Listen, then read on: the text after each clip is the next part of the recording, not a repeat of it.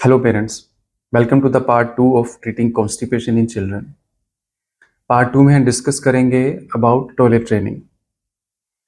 तो parents UK USA western countries में they start the toilet training by the age of 2.5 years of age. But I prefers to start the toilet training by the age of 6 months when your child is able to sit for the first time with head control. तो क्या purpose है we start it early? क्या बच्चा सच में इस as पे toilet training start करने से सीख जाएगा? नहीं, ऐसा नहीं है. But the brain is condition to say yes to sitting by the age of 1.5 year of age. तो अगर आपका बच्चा पहले खड़ा होना सीख गया और आप उसको बाद में बिठाना चाहेंगे टॉयलेट सीट पे, वो नहीं बैठेगा.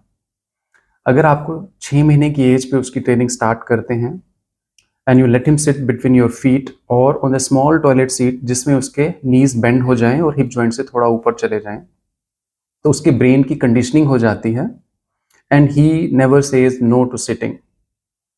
सो इसकी वजह से आपके बच्चे की toilet training by the age he reaches 1 year और 2 years पूरी हो चुकी होती है.